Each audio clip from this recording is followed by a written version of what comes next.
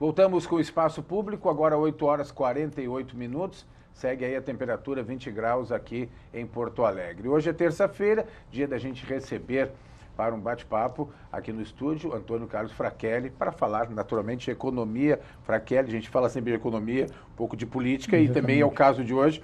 Bom, nós temos aí a economia retomando aos poucos.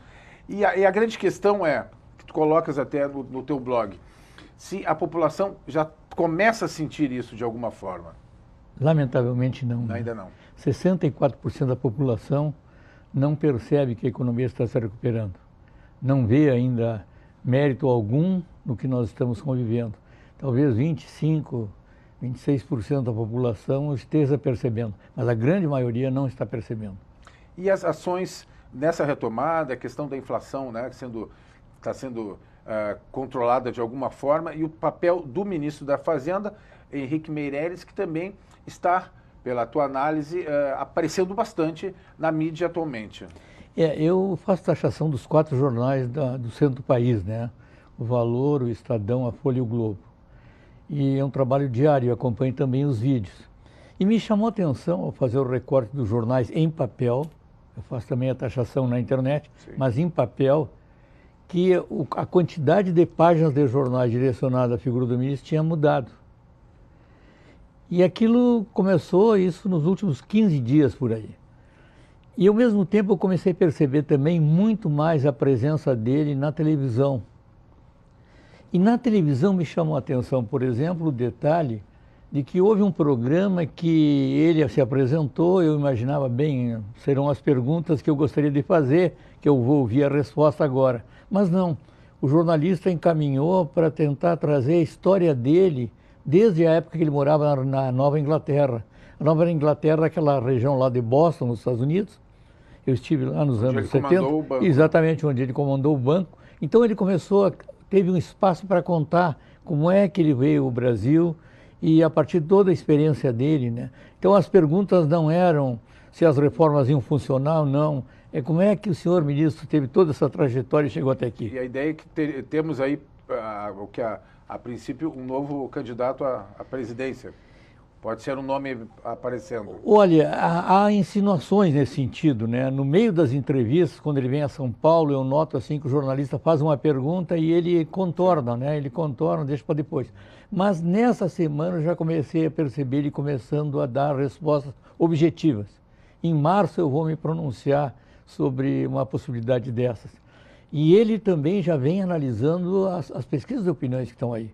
Isso me chamou a atenção. Por exemplo, ele pega a votação do Lula e do Bolsonaro, né? 30% e 17%, alguma coisa desse estilo. Só que ele coloca que esses dois candidatos teriam chegado a um limite. Então, que a grande maioria há um espaço ainda. Jamais ele faria uma análise dessa se não estivesse olhando sobre uma ótica eleitoral, né? Sim, mas a bandeira dele é a economia. Se ele estiver bem, ele passa a ser um candidato mais forte. Isso não corremos o risco aí de haver uma maquiagem em relação ao otimismo em relação à economia? Não, eu acho que o otimismo há com relação à economia propriamente dita, né? A inflação está sob controle, está lá embaixo o patamar. Os dados do comportamento da economia no terceiro trimestre foram extremamente positivos. O número apenas 0,01. Né? É uma coisa mínima que aconteceu.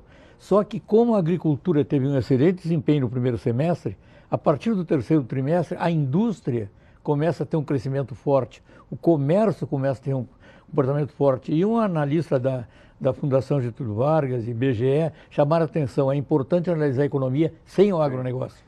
Rapidamente, para a gente encerrar, ontem me viu alguns números que me chamaram a atenção, que a gente já vem trabalhando de alguma forma, a questão do juro do cartão de crédito, né?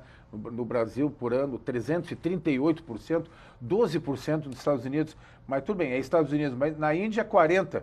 Quer dizer, e aí há uma expectativa de redução ainda maior agora da taxa de juros básica. Isso não mexe, né, com essa estrutura. Bem, a redução na taxa Selic não chega na ponta do consumidor, né? Por quê? Porque nós temos uma dívida pública gigantesca, ela era de 50%, agora vai para casa dos 80%, e ela precisa ser financiada. Então, esse financiamento, com o spread bancário cobrado, explicam por que nós temos uma taxa Selic tão baixa e uma taxa na outra extremidade do consumidor tão elevada. Mais de 300% é muita Exatamente. coisa. Não dá para usar esse... A expectativa é que em 2018, com um novo candidato, haja um plano para tentar reduzir o juro na ponta do consumidor. Sim, porque aí não consegue, a bola de neve não consegue sair dela. Fraquelli, muito obrigado mais uma vez pela participação. Mais informações, então, no blog do Fraquelli, no antôniocarlosfraquelli.com. E a Frente Parlamentar Mista de Prevenção à Violência realizou nesta segunda, no plenarinho aqui da Assembleia, a primeira reunião que